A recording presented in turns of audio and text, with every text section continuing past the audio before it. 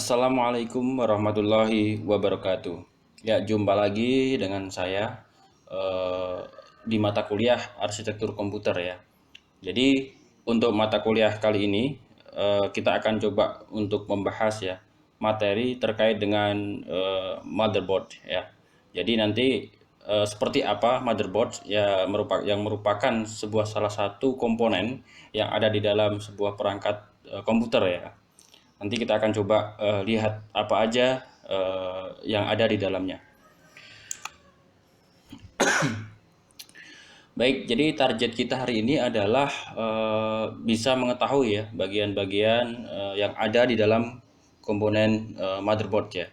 Jadi seperti apa nanti bagian-bagiannya kita akan coba untuk mengenal ya terkait dengan komponen salah satu yang ada di dalam perangkat komputer kali ini ya. Baik, kita akan lihat ya. Jadi kalau kita melihat sebuah rangkaian di dalam komputer, pasti kita akan melihat sebuah komponen yang besar ya. Namun diketahui bahwa komponen yang besar tadi itu tidak semuanya full ya dalam sebuah rangkaian ya.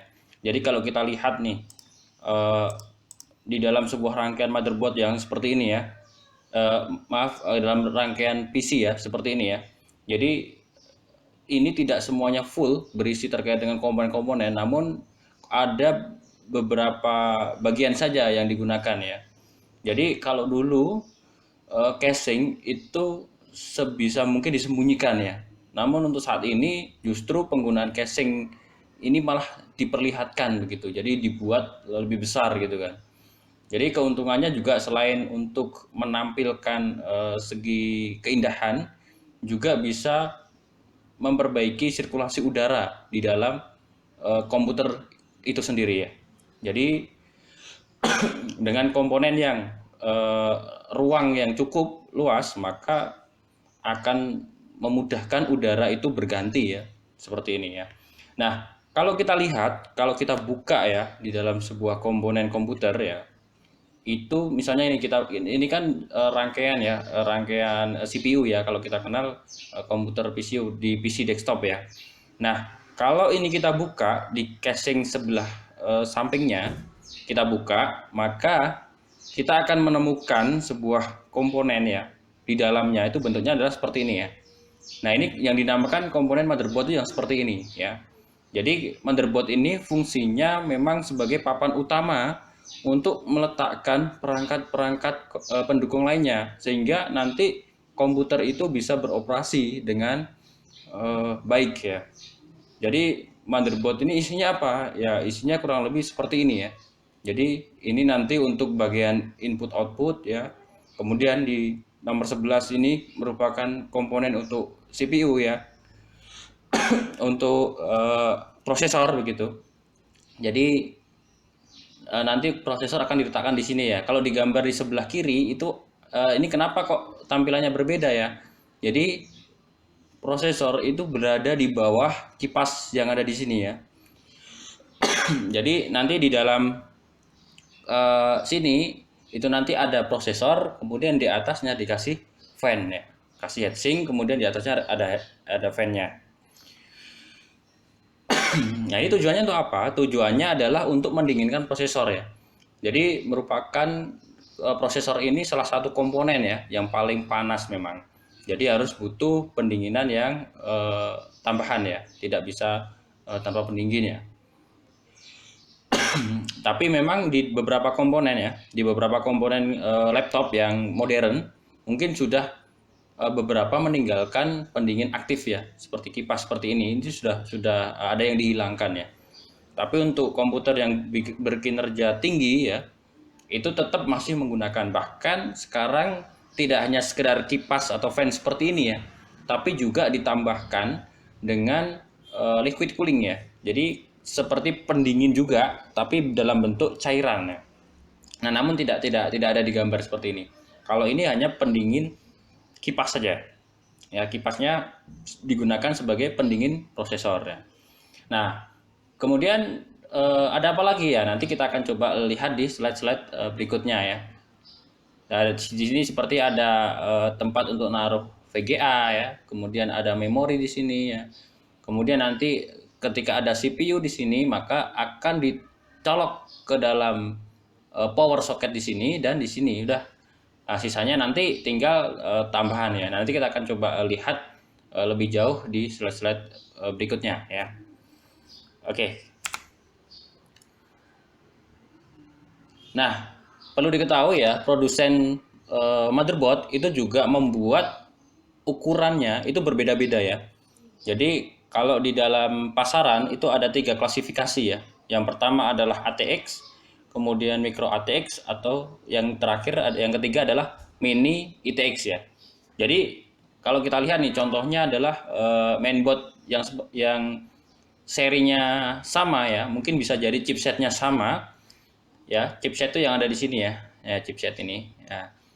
Nah, chipsetnya meskipun sama ya, meskipun sama tapi bisa dibuat dengan ukuran yang berbeda-beda ya.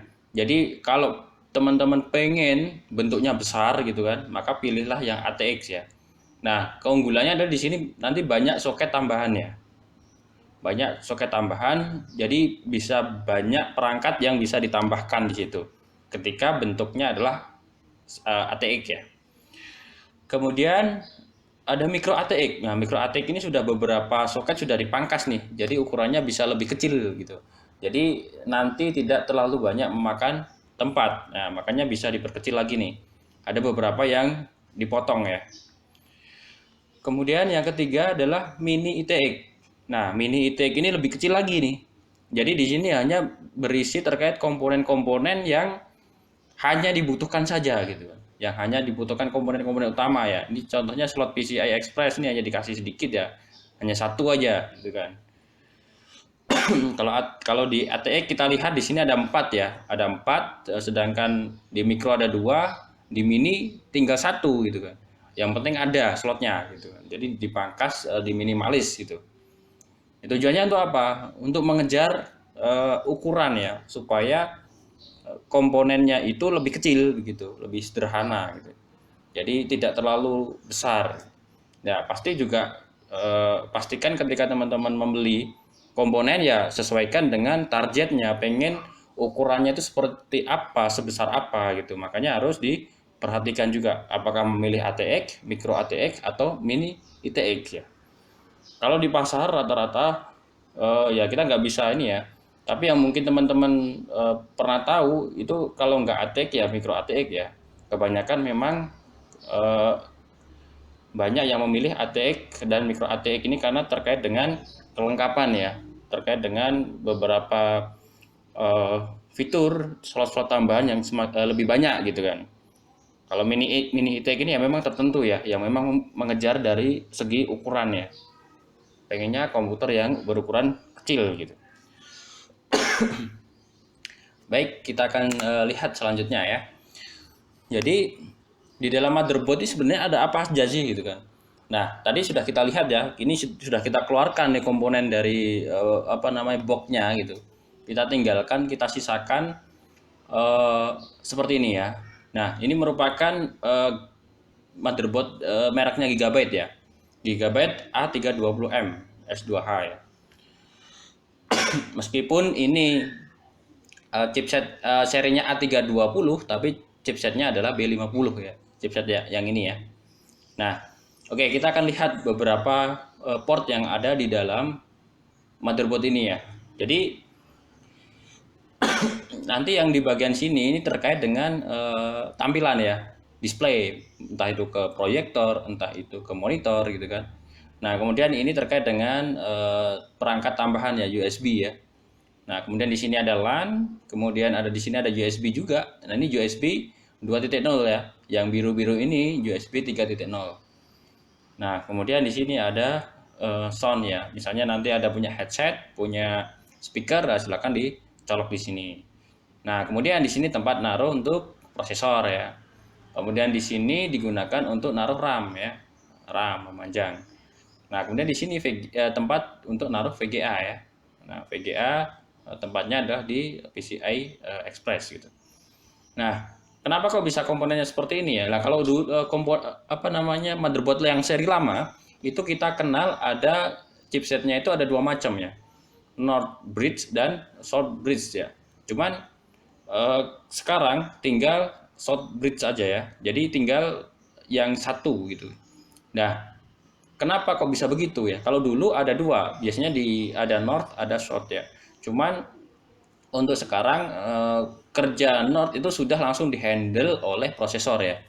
Jadi prosesor nanti di sini yang langsung menghandle beberapa komponen utama ya, yang langsung terkoneksi dengan prosesor ya. Kalau dulu prosesor kemudian ke North, kemudian ke South ya. Nah sekarang North sudah diganti oleh prosesor ya. Jadi prosesor ini nanti menghandle langsung atau terkoneksi langsung ke RAM, kemudian terkoneksi langsung ke memori ya, PCI, kemudian terkoneksi langsung juga dengan oh ya ini aja ya, memori, kemudian ada sama oh ya ini aja ya. Jadi untuk prosesor terkonek ke memori dan ke ini NVMe ya. Sedangkan oh sama satu lagi VGA ini ya, PCI Express yang di sini. Nah ini langsung terkoneksi dengan prosesor ya. Sedangkan untuk chipset yang di sini dia mengontrol terkait dengan penggunaan ini ya, SATA ya. Kemudian ke USB ya, kemudian ke beberapa port yang ada di sini ya. Nah, display ini juga bisa dihandle langsung oleh prosesor ya. Jadi memang teknologi yang dulu berbeda dengan yang sekarang ya. Sekarang lebih modern ya. Dibutuhkan memang kecepatan yang lebih tinggi. Jadi memang harus semakin dekat dengan prosesor ya. Nah, nanti di lain kesempatan kita juga akan ada pembahasan terkait dengan memori tersendiri ya. Jadi nanti ada memory register, kemudian ada cache, kemudian ada hard disk ya, SSD dan sebagainya. Nah, nanti kita akan bahas di sesi tersendiri ya. Baik, kita akan lihat ya per bagian ya seperti apa ya. Nah, jadi sebelum ke sana kita akan coba lihat nih beberapa vendor ya, beberapa vendor yang membuat komponen motherboard tadi ya. Jadi motherboard tadi itu tidak langsung dibuat oleh penyedia prosesor ya. Jadi kalau yang kita kenal untuk PC desktop ya, yang terkenal itu ada dua ya vendor prosesor. Yang pertama adalah Intel, yang kedua adalah AMD ya. Nah, sedangkan untuk vendor pembuat motherboard itu banyak ya. Ada Gigabyte, ada Biostar, ada Asus, ada ASRock atau MSI. Ada banyak gitu kan. Ini yang vendor yang besar ya, yang terkenal ya. Yang mungkin teman-teman sudah cukup familiar ya dengan merek-merek ini ya. Ya, jadi ada vendor ini dia membuat ya komponen yang akan digunakan oleh prosesor ya. Jadi chipsetnya tadi juga mereka memesan dari vendor penyedia prosesor ya. Jadi antara chipset dan prosesor itu harus bisa sama ya. Jadi ketika teman-teman ingin membuat atau merakit sebuah komputer, pastikan chipset dan prosesornya itu sama ya. Nah, nanti kita akan bahas di bawah beda chipset itu beda dukungan yang bisa ditawarkan ya. Jadi semakin tinggi dukungan yang bisa disediakan oleh chipset tersebut, maka harga motherboardnya pasti jauh lebih mahal ya dibanding dengan seri-seri yang standar gitu. Nah, ini vendor ya, vendor pembuat dari motherboard ya. Kemudian kita akan lihat beberapa konektor ya. Nah, ini kita mulai dari atas ya. Jadi di atas di sini ya. Di sini kita ada konektor yang terkait atau yang berhubungan dengan visual ya atau output atau luaran ya. Jadi ketika teman-teman ingin menghubungkan CPU atau komputer desktop ke monitor, maka bisa menggunakan ini ya, konektor VGA ya. Nah, mungkin dari 3 konektor ini ya, ini mungkin yang teman-teman pasti sudah tahu adalah DSAP ini. DSAP itu atau konektor VGA ya. Jadi kabelnya nanti seperti ini ya. Nah, ini konektor VGA ya. Ini yang jadul, maksudnya jadul dan dia tipenya masih analog ya. Nah, kemudian tipe yang agak di atasnya itu adalah DVI-D ya. Nah, DVI-D ini jarang juga dipakai sih sebenarnya. Ketika teman-teman lebih banyak pasti menggunakan ini ya. Kalau nggak ini ya nanti ke HDMI gitu. Kalau DVI-D jarang-jarang yang pakai juga. Tapi masih disediakan di mainboard yang modern yang sekarang ini begitu. Nah, untuk setiap port pasti beda juga dukungannya ya. Jadi kalau VGA di sini bisa mendukung resolusi maksimal kalau kabelnya baik ya, kabelnya bagus dengan media yang bagus ya bisa ke 2048 kali 1536 ya di 85 Hz ya. Jadi cukup tinggi juga dukungannya gitu. Cuman perlu diingat bahwa ini masih analog ya, artinya nanti nggak bisa dipasangkan dengan teknologi G-Sync atau FreeSync apa namanya G-Sync ya.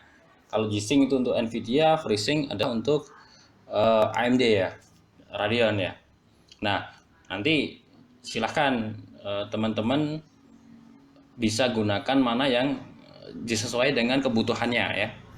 Nah, kemudian kita lihat kalau di DVI-D ya, DVI-D ini merupakan digital visual interface ya. D ini merupakan tanda bahwa dia tipenya adalah digital ya. Jadi sebenarnya sudah lebih baik dari di SAP ya. Sudah mulai bisa ditambahkan beberapa feature di dalamnya. Nah, ini dukungan resolusi maksimal ini jauh lebih tinggi ya. Ya lebih tinggi ya sedikit sih, tapi ingat di sini bahwa DVI-D ini mendukung refresh rate 120 Hz ya. Nah, jadi ini ada beberapa keunggulan juga gitu. Nah, cuman ini saya lihat memang nggak banyak juga yang pakai ini, orang-orang khusus saja menggunakan ini ya.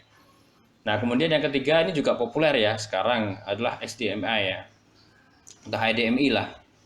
HDMI di sini resolusi yang didukung bisa sampai 3840 kali 2160 Hz ya. 60 Hz ya. Nah, nah kemudian HDMI ini itu juga ada beberapa tipe ya, perlu diperhatikan bahwa HDMI ini ada beberapa tipe ya. Ada tipe standar, kemudian ada tipe mini ya. Tipe mini itu lebih kecil, kemudian ada tipe mikro ya. Jadi ada di beberapa laptop yang menggunakan tipe yang berbeda ya. Ada yang menggunakan seri standar, kemudian ada yang seri mini, ada yang seri mikro ya. Nah, keunggulannya sebenarnya kalau di HDMI ini kita bisa mengirimkan data dan audio ya. Jadi audio dan data atau gambar ya, itu bisa dikirimkan secara bersamaan. Kalau di SAP ini nggak bisa, hanya visual saja. Ya. Jadi keunggulan HDMI di situ. Nah, makanya HDMI ini banyak dipakai ya untuk di kamera, kemudian di apa namanya eh, mainboard ya, kemudian ada di beberapa alat elektronik yang terkait dengan multimedia, kebanyakan menggunakan ini, entah itu modelnya standar, mini HDMI atau micro HDMI ya. Nah, namun di dalam mainboard ini yang ada di contoh kita ini adanya adalah seri standar ya, seri A. Jadi bentuknya lebih besar ya. Jadi kalau teman-teman nanti cari untuk mainboard yang ukurannya agak gede, yang gede seperti ini ya, nah itu pasti dia standar A ya. Rata-rata memang menggunakan standar A gitu. Nah, jadi silahkan nanti ketika mainboardnya support ini, maka silahkan menggunakan kabel HDMI aja dibanding dengan menggunakan kabel yang DMI. Nah, cuman apakah ini jelek? Enggak juga gitu. Nah, kenapa enggak jelek? Karena kabel di SAP ini itu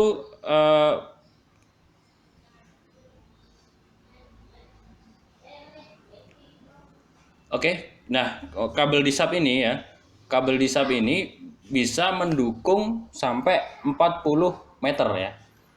Nah, ini keunggulannya. Memang bisa panjang ya, tapi ingat kalau medianya bagus ya, jenis kabel apa kawat yang digunakan bagus, maka bisa sampai 40 meter ya. Nah, kalau ini bisa nggak? Ya nggak bisa gitu. Nah, nggak bisa sampai sejauh ini ya. Ini salah satu keunggulannya ya memang. Nah, kalau HDMI ya pendek aja gitu. Nah, kemudian ada satu lagi ya, ada satu lagi yang merupakan seri yang baru ya, seri yang baru itu adalah DisplayPort ya. Nah, konektornya bentuknya seperti ini. Ada beberapa mainboard yang sudah menggunakan konektor ini ya. Nah, ini dukungannya juga semakin tinggi nih ya. Jadi sampai ke 4K ya. Bahkan bisa lebih dari itu. Ya. Jadi kalau pengen teman-teman pengen mengeluarkan tampilan ke TV yang misalnya 4K ya jangan gunakan disk hub ya. Nggak akan mampu ya. Jadi harus menggunakan DisplayPort ya. Jadi penggunaan konektor, penggunaan kabel ini juga disesuaikan dengan eh, tujuan apa yang ingin dicapai ya dan apa yang ada di dalam slot yang tersedia gitu. Kalau memang digunakan untuk resolusi tinggi, pasti DisplayPort ini tersedia ya. Coba dilihat di TV-TV yang modern ya bagus. Kalau nggak HDMI ya DisplayPort gitu. Ya, sudah tidak ada lagi yang menggunakan seperti ini ya. Nah, tapi kalau di dalam perangkat komputer masih digunakan ya. Nah, kalau misalnya teman-teman pengen yang standar ya amannya ya HDMI aja gitu ya. Jadi pakai yang slot HDMI yang di sini ya. Nah, jadi ini ketiganya ini sama ya antara HDMI, DVI-D dan DSUB. Ini bisa sama-sama digunakan untuk menampilkan ya. Sama-sama bisa digunakan untuk menampilkan gambar ya ke dalam sebuah layar monitor ya. Bisa juga ke proyektor ya, tidak selalu ke monitor, bisa ke proyektor atau di perangkat luaran lainnya ya untuk melihat gambar gitu. Nah, seperti ini ya. Jadi ini ada beberapa memang beda konektor, beda layanan yang bisa digunakan, yang bisa di handle ya. Jadi kalau teman-teman pengen aman ya pakai HDMI aja.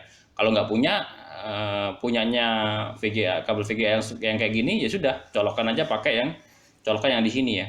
Jadi kalau punya kabelnya yang seperti ini silakan colok ke sini ya. Kalau punyanya kabelnya yang seperti ini HDMI silakan colok ke sini ya.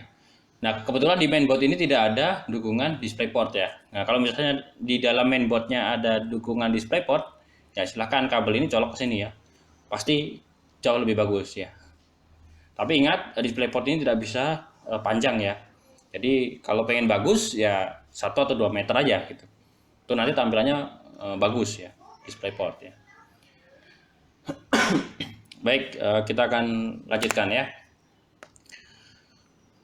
Nah, dari atas tadi kita sudah lihat beberapa konektor yang ke keluaran ya atau ke display atau ke monitor atau ke proyektor ya. Nah, sekarang kita lihat di bagian bawahnya ya. Nah, kalau teman-teman punya flash disk ya, teman-teman bisa colok ke dalam konektor yang ada di sini ya. Colok aja gitu. Nah, biasanya ini semua konektor yang ada di sini tuh berada di belakang ini ya, apa nama di belakang casing ya biasanya. Kalau memang nanti ada yang ke depan ya, ke depan nanti butuh konektor tambahan lagi ya. Jadi konektor perpanjang kabel lagi gitu. Yang biasanya tersedia juga di casing sebenarnya, sudah tinggal colok aja. Nah, seperti yang sudah saya katakan tadi bahwa yang biru ini digunakan untuk USB yang 3.0 ya. Jadi transfer datanya lebih tinggi dibanding dengan yang ini ya, yang 2.0 ya. Jadi kalau teman-teman punya flash disk yang 3.0 atau 3.1 silakan bisa colok ke sini. Itu nanti copy filenya, copy datanya itu lebih cepat ya dibanding dengan menggunakan 2.0 ya. Kalau 2.0 ini gunakan untuk mouse atau keyboard saja ya. Kalau misalnya untuk ke flash disk ya digunakan 3.0 ya. Tentu syaratnya harusnya adalah flash disknya juga harus mendukung teknologi 3.0 ya. Jangan flash disknya 2.0 ini 3.0 ya percuma, jadinya lambat juga gitu. Karena flash disknya tidak bisa mendukung sampai ke sana. Nah, kemudian di sini ya di apa namanya di soket di bawahnya ini yang bentuknya seperti ini untuk mencolok ya, untuk mencolok kabel LAN ya. Jadi kabel LAN ini atau kabel RJ45 ya. Nah, ini silakan dicolok di sini. Ini untuk internet ya. Ini untuk terhubung ke internet ya, ke jaringan ya. Jadi ini masuk ke sini. Nah, kemudian di bawahnya ini ada sound ya. Jadi ketika teman-teman ingin mencolokkan audio ya. Nah, silakan colok ke bagian ini ya. Nah, warna ini beda-beda ya. Ada yang modelnya hanya 3 seperti ini, ada yang modelnya banyak ya. Nah, kalau 3 seperti ini ya berarti yang merah ini untuk mic ya. Misalnya headsetnya ada dua colokan ya. Yang satu warnanya pink, yang satu warnanya biru. Nah, untuk yang pink itu nanti silakan colok untuk mic ya, bagian mic. Nah, jadi yang warna pink colok ke pink ya. Kemudian yang biru colok ke biru. Biasanya di konektornya juga udah ada warnanya biasanya ya. Jadi tinggal colok sesuai warnanya aja. Nah, biasanya yang sering dipakai adalah yang pink dan biru ya. Jadi ini untuk mix, kemudian ini untuk apa namanya, audio ya, seperti itu. Nah, tapi bisa juga yang hijau ya. Kalau hijau ini out ya, tapi kalau teman-teman pengen mendengarkan ya bisa menggunakan hijau ini ya. Jadi misalnya headset ada dua kan, colok satu ke apa namanya, pink dan satunya ke hijau ya. Kalau biru ini nanti dari ampli ya, atau mungkin dari nggak bisa ini ya, apa namanya, kita nggak bisa mendengar ya. Artinya itu untuk masukan gitu kan, audio masukan gitu.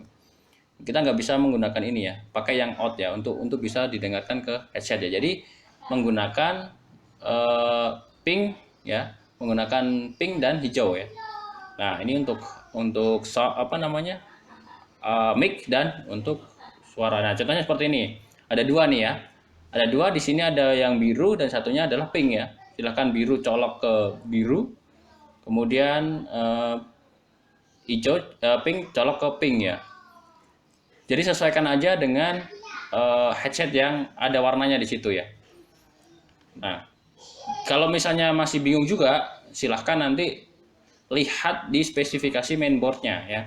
Apakah nanti biru ini untuk apa? Siapa tahu dirubah, tapi biasanya enggak sih. Biasanya enggak. Biasanya rata-rata ini untuk mic ya, ini untuk out, ini untuk in ya, suara ya. Jadi apa namanya, musik out, ini musik in ya. Ini untuk masukan mic ya. Jadi memang sudah terpisah. Nah, ini untuk speaker ya, speaker ya. Nah, gitu ya. Jadi kalau misalnya teman-teman punya headset yang modelnya 3,5 kayak gini, ya silakan sesuaikan dengan yang ada di sini. Tapi kalau tipenya USB ya tinggal colok aja, nggak usah mikir gitu ya. Kalau USB lebih enak lagi, karena nyoloknya nggak ke sini. Tapi ada yang headsetnya menggunakan USB, coloknya langsung ke sini aja. Ya, ke sini ya bebas lah. Ke 3.0 atau ke ini juga boleh ya. Jadi tinggal colok ke USB aja. Ya, tergantung dari headset yang teman-teman punyai gitu. Oke, selanjutnya ya.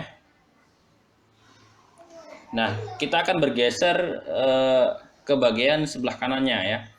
Jadi ada beberapa bagian yang ada di sini ya. Seperti yang sudah saya jelaskan tadi, di sini adalah tempat untuk naruh prosesor ya. Jadi prosesor yang bentuknya seperti ini ya. Bagi yang belum tahu, prosesor itu sebenarnya bentuknya adalah seperti ini ya. Ini bentuk prosesor, kemudian prosesornya ini dipasang di sini. Nah, kemudian setelah dipasang di sini, ditutup dengan fan ya, pendingin ya. Pendingin. Nah, tujuannya adalah untuk mendinginkan prosesor ini. Nah, kemudian di sebelah samping sini tinggal ditambahkan adalah RAM ya. Kebetulan untuk mainboard ini tipenya adalah DDR4 ya. Nah, nanti untuk generasi RAM nanti kita mungkin akan buat dalam satu video tersendiri ya. Karena banyak sekali versi RAM-nya ini. Dan prosesor pun juga sama, nanti juga kita buat ke dalam video tersendiri ya. Nah, kemudian ada lagi nih. Ini suplai daya ya. Untuk menjalankan semua ini kan butuh listrik nih. Nah, kita butuhkan adalah power supply ya, seperti ini. Nah, power supply seperti ini nanti yang nyolok ke dalam sini itu menggunakan pin yang ini ya. Kalau ini yang di sini ya. Nah, seperti ini yang paling panjang lah. Nanti colok ke mainboard sini. Nah, kemudian yang di sini untuk power CPU ya. Maka konektornya adalah seperti ini. Ada 8 pin ya. Ada 8 pin. Nah, di sini nggak kelihatan ya. Nggak kelihatan. Nah, nanti ada 8 pin, silahkan colok juga ke sini ya. Nah, ini untuk memberikan daya ke CPU ya. Colok ke sini. Nah, ini nanti ke daya ke mainboard ya. Ke semuanya mainboard ini. Nah, ke konektor-konektornya. Nah, ini masuk melalui ini. Nah, bahkan VGA juga bisa masuk menggunakan ini ketika VGA-nya tanpa memerlukan daya tambahan ya, hanya mengandalkan daya dari PCI yang ada di sini. Nanti bisa juga menggunakan daya yang ada di sini. Nah, kayak gitu ya. Jadi ini komponen yang ada di sebelah kanannya ya. Nah, oke, kemudian kita akan lihat selanjutnya. Nah, kita dari tadi sudah dari atas, kemudian geser ke kanan, kemudian kita mulai bergeser ke bawah ya. Ada apa sih di bawahnya? Nah, tadi kita sudah sampai di sini ya. Ini ada slot NVMe. Nah, slot NVMe ini merupakan slot yang generasi baru ya untuk penyimpanan ya. Jadi untuk penyimpanan atau istilahnya pengganti harddisk konvensional ya, pengganti harddisk konvensional. Nah, sekarang bisa menggunakan ini ya. Jadi NVMe ini jauh lebih cepat dibanding dengan harddisk biasa. Nah, terkait dengan media penyimpanan nanti kita akan buat juga video tersendiri ya. Nah, nanti kalau teman-teman punya yang slot seperti ini, silahkan saran saya gunakan NVMe aja. Nah, ini kecepatannya bisa di atas 3000 ya. Bisa sampai di atas 3000 atau 3 giga lah ya, 3 giga. Kencang sekali di sini ya. Kemudian kalau misalnya nggak punya ya silahkan gunakan SSD aja 2,5 in yang seperti ini ya. Tapi ini colokannya berbeda. Kalau NVMe nanti nyoloknya ke sini ya. Jadi soket ini dapatnya nanti yang ini ya. Kemudian kalau SSD ini nanti yang bagian kecil ini ya, bagian kecil ini nanti nyolok yang ke 2,5. Sedangkan yang panjang ini nanti nyoloknya ke power supply ya. Power supply PSU lah. Nanti ini nyoloknya ke PSU dan yang di sebelah sini nyoloknya ke sini SATA ya. Ke SATA 3 nih ya. Ya, ke sini ya. Kemudian SATA ini digunakan untuk apa lagi selain ke sini, selain ke harddisk ya. Ini juga bisa dipakai ke DVD room ya. Kalau teman-teman punya DVD room, nah silahkan gunakan atau colokkan data atau kabel data SATA ke sini ya. Nah, nanti di sini juga ada dua ya. Ada satunya untuk ke CPU, ke PSU ya, ke PSU, yang satunya ke sini. Berarti ada dua. Setiap peralatan seperti ini ada dua kabel ya. Yang pertama ke data, satunya ke daya ya. Sama. Semuanya pasti membutuhkan itu ya. Ke data dan ke daya ya. Ini pun juga sama. Ini ada ke daya, ini ke data. Sama. Ya. Nah, kemudian selanjutnya kita akan lihat nih. Komponen berikutnya adalah VGA ya, VGA card. Nah, ini coloknya di mana nih? Nah, ini yang terkait dengan visualisasi ya. Ke gambar. Nanti coloknya adalah ke sini. Nah, ke sini yang paling panjang nih. Nah, nanti coloknya adalah ke sini ya. Ini colok ke sini. Nah, ini kenceng nih nanti ya. PCI Express kali 16 nih. Ya. Jadi nanti coloknya ke sini. Jangan di sini ya, nggak bisa karena ini butuh slot yang panjang ya. Nah, ini masuknya ke sini. Nah, kalau di PC modern, kalau dulu konektor ada yang namanya AGP ya. Cuman AGP sekarang sudah nggak ada, yang warnanya putih nanti biasanya di sini ya. Di bawah ini sekarang sudah mulai dihilangkan ya, karena lebih lambat dibanding dengan PCI ya. Nah, sekarang menggunakan konektornya sudah PCI semuanya. Nah, terus yang kecil ini untuk apa ya? Nah, PCI yang kecil ini bisa digunakan untuk WiFi card misalnya atau WiFi adapter ya. Atau nanti ketika PC-nya pengen connect ke internet menggunakan hotspot, nah teman-teman butuh seperti ini ya. Butuh WiFi card ya. Jadi nanti silakan ini ditancap ke salah satu ini ya. Kalau misalnya dua bisa nggak? Ya satu aja gitu ya. Yang satu nanti bisa dipakai untuk yang lainnya. Kalau misalnya VGA ya ada dua slot, teman-teman pasang dua VGA, nah itu bagus ya, bisa kalau misalnya mendukung multi graphic card ya, nah nanti bisa digunakan ya. Tapi kalau VV card satu aja cukup ya, satu aja colok ke sini gitu. Nah, kemudian ini sudah ke sini, kemudian ini ke sini sudah, kemudian ini juga ke sini. Nah, ini banyak ya, banyak. Misalnya nanti pengen masang harddisknya lebih dari satu, bisa nggak? Bisa ya. Misalnya saya ada dua harddisk ya, punya harddisk satunya tipenya SSD seperti ini ya. Ini SSD NVMe, ini SSD yang 2,5 in ya. Kemudian ada lagi satu model mungkin di sini ya. hard disk yang konvensional masih menggunakan cakram ya. Kemudian koneknya kemana? Ya sama, koneknya ke salah satu yang ada di sini ya. Karena ini kan colokannya banyak nih, ya kan. Jadi nanti bisa mendukung banyak hard disk nih, bisa dicolokkan ke situ ya. Atau mungkin ada 2 DVD room ya, boleh ya. Misalnya mau pengen burning yang banyak ya, silahkan ya, dicolok ke konektor yang ada di sini ya. Makanya di sini biasanya vendor menyediakan banyak ya, lebih dari 2 biasanya. Rata-rata ada yang 4, ada yang 6, ada bahkan yang lebih dari itu. Nah, cuman sekarang karena udah muncul yang konektor PCI Express, NVMe ya maaf, NVMe, mungkin ini sudah mulai berkurang ya, karena untuk harddisk sudah langsung colok ke sini aja, tanpa perlu yang seperti ini ya. Jadi yang NVMe langsung colok ke sini, jadi jauh lebih ringkas ya, tidak banyak kabel ya.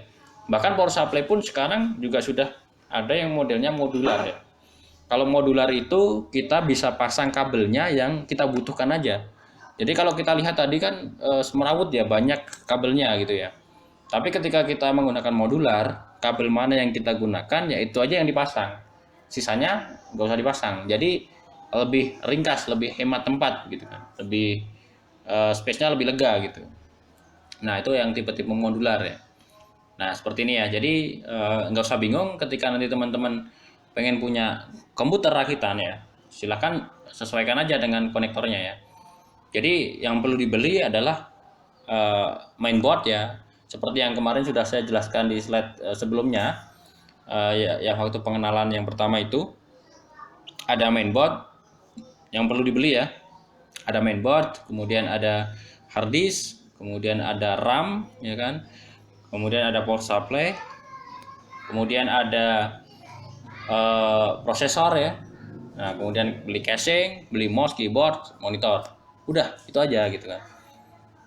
Kalau pengen perangkat tambahan lainnya ya silahkan, boleh ya, opsional gitu kan. Tapi dasar-dasar yang komponen-komponen tadi ya harus dibeli ya. Sebenarnya komponen monitor komponen komputer tuh nggak banyak kok, yang hanya itu tadi ya, yang nggak terlalu banyak, nggak serumit yang kita bayangkan sebenarnya. Jadi enaknya adalah kalau kita ngerakit sendiri itu kita bisa memilih ya, memilih komponen-komponen yang sesuai dengan keinginan kita gitu kan, ya, sesuai dengan keinginan kita. Apa yang kita inginkan ya itu aja yang perlu dibeli gitu kan. Kita bisa pilih-pilih komponen yang bagus-bagus gitu kan. Jadi kemudian ada 2 tipe ya, perlu diperhatikan ada 2 tipe jenis PC ya. Ada yang PC build up, kemudian yang satunya adalah PC rakitan ya. PC rakitan itu kita ngerakit sendiri, komponen-komponennya beda merek semua ya. Ya bisa juga dalam satu merek ya, cuman pasti nggak full satu merek juga ya. Ada beberapa vendor seperti Gigabyte itu sudah mulai membuat mainboard, udah lama mainboard ya. Dia Gigabyte sudah buat mainboard, PSU, kemudian RAM ya. Cuman prosesor belum ya. Jadi nggak akan bisa satu merek gitu. Kalau build up ya meskipun tidak satu merek, tapi mereka sudah menguji bahwa komponen yang dirakit itu seimbang ya. Artinya sudah pas gitu. Jadi kalau misalnya kita garansikan ya cukup bawa aja semua komponennya ya, nanti di situ nanti yang akan dicek sendiri oleh vendor tokonya gitu kan, atau mungkin mereka akan garansikan ke vendornya gitu kan. Jadi nanti langsung dicek di sana satu tempat gitu kan. Tapi kalau kita beli PC-nya rakitan ya, prosesornya beli sendiri, RAM-nya beli sendiri dan sebagainya, semua sendiri-sendiri. Ya ketika kita menggaransikan ya harus ke setiap komponen di mana kita beli tadi. Misalnya nih, VGA kita beli di toko A, kemudian RAM di toko B ya, maka ketika ada kerusakan VGA ya kita garansikan ke toko A ya. Kemudian misalnya RAM ke toko B ya, nggak bisa kita ke toko yang lain ya, nggak bisa ya.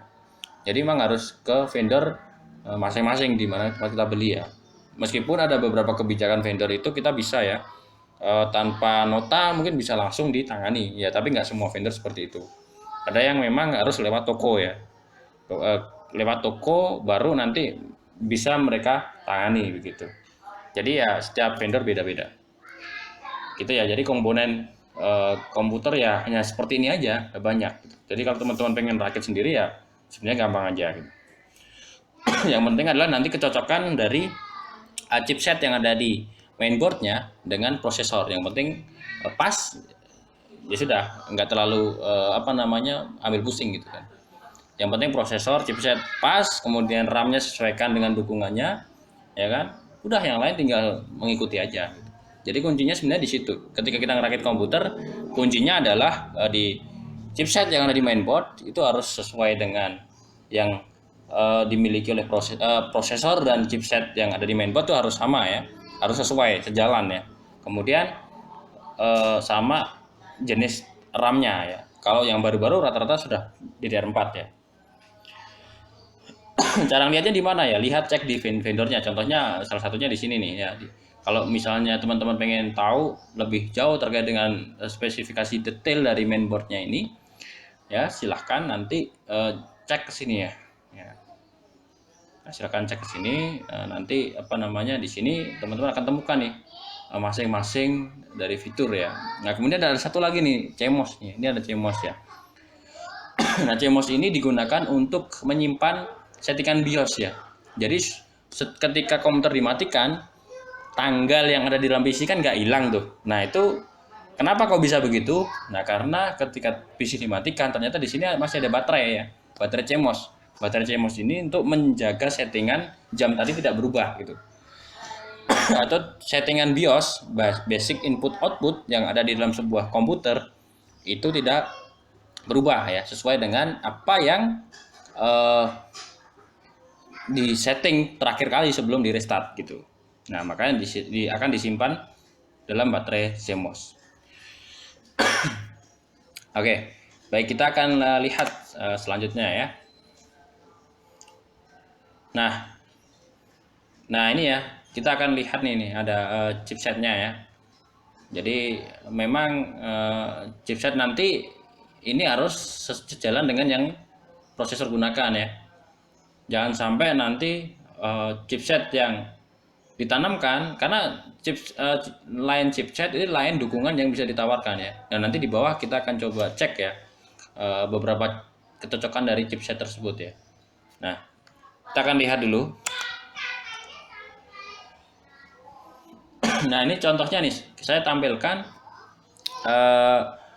chipset AM4 nih, AM4 yang miliknya AMD ya. Ingat ya, jadi ada dua vendor nih, dua vendor prosesor ya.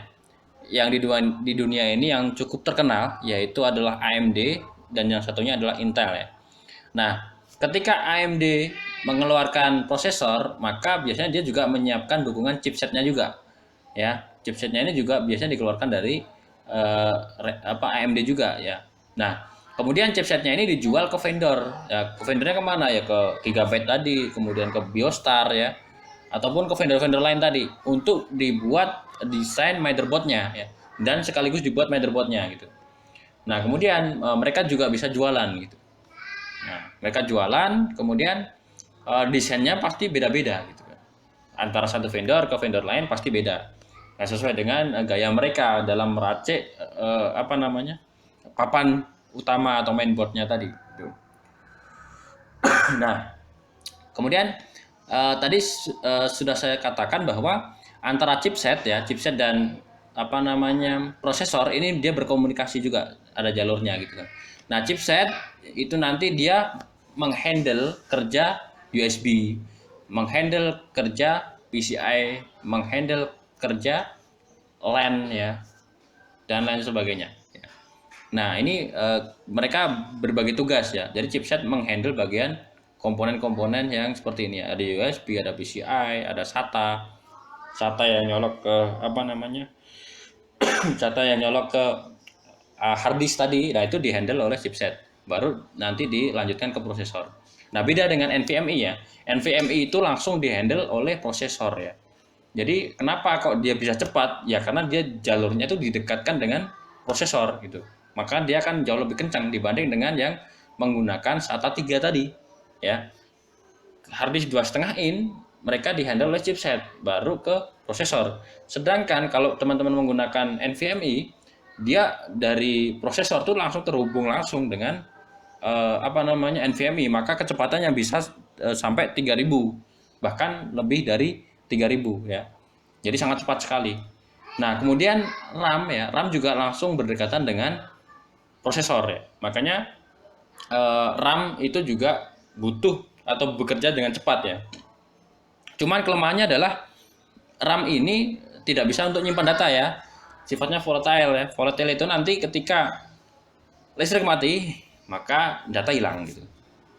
Kalau NVMe ini tidak ya. NVMe listrik mati masih bisa disimpan di dalam memori tersebut ya. Sama hard disk juga ya. Jadi sifatnya memang beda-beda. Kegunaannya pun juga beda-beda. Nah, nanti untuk kegunaan masing-masing kita akan coba buatkan ya video tersendiri terkait pembahasan tersebut ya. Nah, ini chipset yang terbaru ya untuk setidaknya sampai video ini dibuat ya. Jadi AMD itu sudah yang tadi menggunakan komunikasi antara prosesor dan chipset itu menggunakan PCI Express generasi 3.0, sekarang sudah menggunakan generasi 4.0 ya.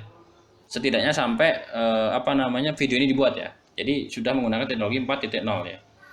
Nah, nanti bedanya apa? Nah, ketika menggunakan PCI Express 4.0, maka kecepatan transfer datanya juga semakin kencang gitu. Jadi nanti ketika dijalankan di dalam mainboard yang sudah mendukung PCI Express 4, maka transfer data akan jauh lebih kencang ya.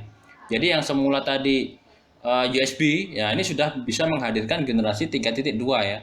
Ya, nanti kecepatannya jauh lebih kencang dibanding dengan generasi yang sebelumnya gitu. Nah, kemudian untuk yang tipe yang X570 ini memang masih mahal ya untuk saat ini ya. Tapi sekarang sudah diturunkan di seri yang 550 kalau nggak salah. Itu seri yang lebih murah ya.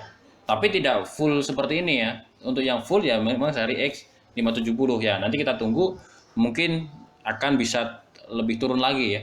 Suatu saat ya, kita nggak tahu kapan ya. Tapi mudah-mudahan biasanya teknologi seperti yang sebelumnya sudah saya sampaikan di video yang lain, bahwa teknologi itu memang setiap 5 tahun tuh akan berkembang ya, jauh dari yang sekarang ya. Nah, bahkan kalau kita lihat memang sebenarnya PCI Express ini sudah lama, cuman vendor masih enggan ya untuk menerapkan ya PCI Express yang generasi keempat ya. Baru tahun mungkin 2 tahun terakhir ini ya baru bisa mulai bisa dipasarkan begitu. Dan tahun ini sudah mulai banyak ya. Jadi kalau teman-teman pengen PC-nya kenceng ya, pakai yang seri X570 ya. Untuk saat ini mungkin masih Intel ya, masih AMD ya yang menggunakan ini ya. Kalau Intel sepertinya sudah mulai memasarkan juga ini, mulai mengejar di generasi kalau nggak salah Tiger Lake ya, generasi ke-11 ya. Kalau prosesor AMD sekarang sampai terakhir tuh Ryzen 4 ya, generasi keempat atau 4000 series ya. Sedangkan Intel sampai video ini dibuat itu sudah mengeluarkan sampai ke Tiger Lake ya. Jadi kalau generasi ke-11 gitu. Nah, oke, kita lanjutkan. Nah, ini ya beberapa dukungan chipset ya, ada banyak nih ya. Di AMD mulai dari seri terendah adalah seri A ya. Seri tertinggi adalah seri X ya. Kalau di AMD ya.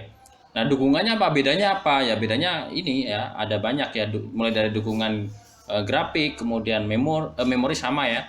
Dukungan PCI ya. Kemudian ada dukungan overclocking ya. Yang di sini mungkin ada yang bisa kalau yang no ini A520, A320 seri A ini memang biasanya tidak bisa di overclock ya. Kalau misalnya teman-teman pengen cari mainboard yang AMD, minimal cari yang seri B ya.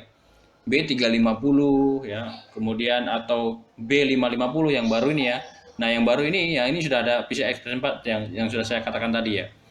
Jadi tapi di sini keterbatasannya hanya grafik dan NVMe ya. Jadi hanya untuk memori saja dan display saja, VGA saja. Sedangkan untuk konektor-konektor yang lain masih menggunakan PCI Express 3 ya.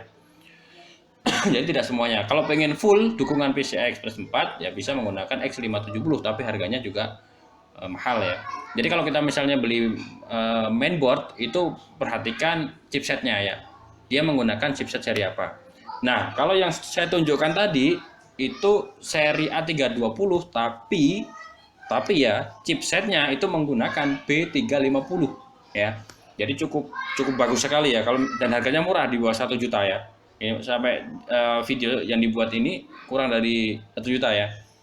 Kalau nggak sekitar 800 ribuan, nah, itu sangat murah ya. Silahkan kalau misalnya pengen beli atau membangun sebuah perangkat komputer yang murah dan cukup bagus, bisa di overclock ya. Nah, silakan menggunakan chipset yang B350 yang atau yang seri yang A320 GB ya, GA320, tapi dia menggunakan chipsetnya B350.